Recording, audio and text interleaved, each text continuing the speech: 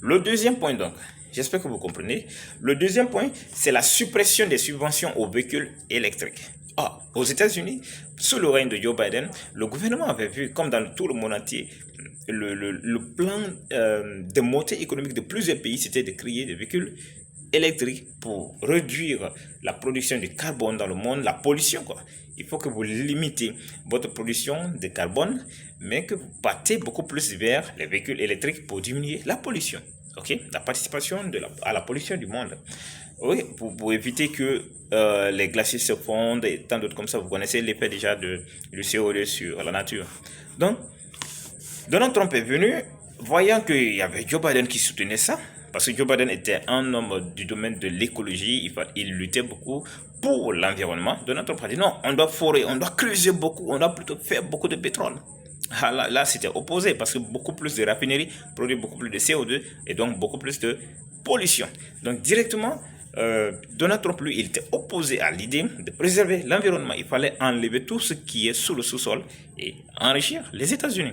Maintenant, dans le plan de garder les véhicules électriques plutôt que les véhicules qui allaient consommer le gasoil, s'il optait pour la production de beaucoup plus de véhicules électriques, alors là, son projet de gasoil, ça ne serait pas utile parce qu'ils vont produire qui est-ce qui va consommer, soit ils vont vendre dans le monde aussi, mais vu que ça soit consommé aussi dans le pays, ça peut aussi entrer beaucoup de choses. Donc directement, c'était contradictoire. Voilà pourquoi lui, il continue toujours dans le sens de produire beaucoup plus de pétrole, alors donc pas au profit des véhicules électriques. Alors il dit également que je ne peux pas fournir l'argent pour le pétrole, qu'on extrait le pétrole, et je donne aussi l'argent pour les véhicules électriques, ça ne part pas de paix. Et pourtant son allié bras droit, Elon Musk, il est celui-là qui est aussi dans le domaine des véhicules électriques. Donc le gouvernement Trump décide d'arrêter de donner l'argent pour soutenir les entreprises qui vont produire les véhicules électriques pour les États-Unis. Et directement, ça touche directement son ami, son allié, Elon Musk. Vous savez, les Américains parlent directement ce qu'ils sentent et ils ne le cachent pas. Ils disent ce qu'ils sentent et publiquement. Et vous savez, de plus, entre les deux, Donald Trump est quelqu'un qui dit publiquement et facilement ce qu'ils sont, sans tenir quelque chose, sans avoir froid aux yeux.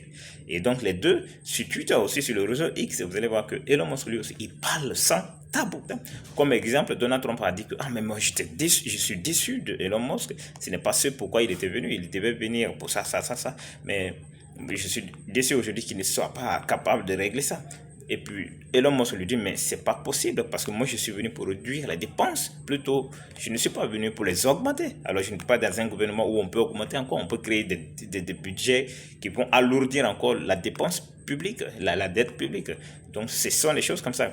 Et en plus Donald Trump a dit que Elon Musk n'était pas à la hauteur.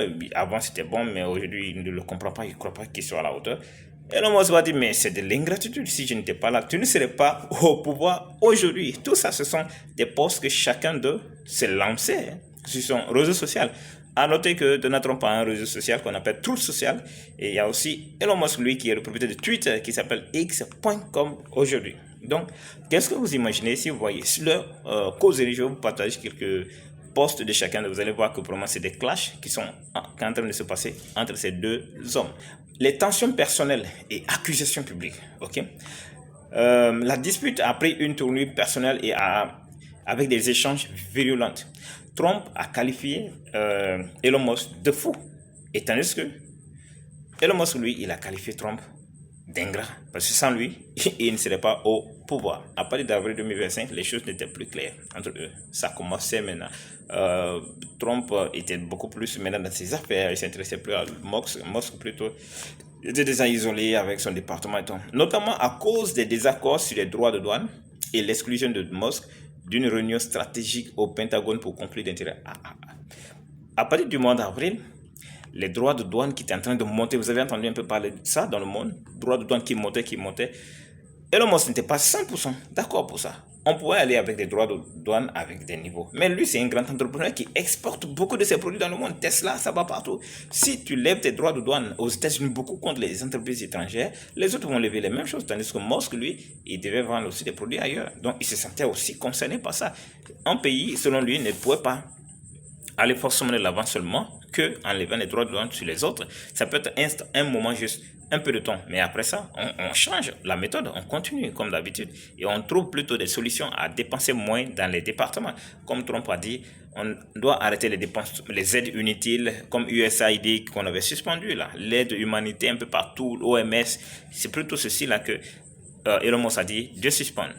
Donc, c'est à partir de ces points qu'il pourrait plutôt économiser pour le pays. Mais Donald Trump, lui, il ne faisait que taxer d'autres pays maintenant au travers du monde. Elon Musk, lui, pourtant, lui aussi, il a des projets, les Tesla et tant de SpaceX, il doit avoir des choses dans le monde. Alors, on a là aussi l'imposer de payer des taxes comme ça ne serait pas bien. Donc, voilà aussi un point où il ne s'était pas compris.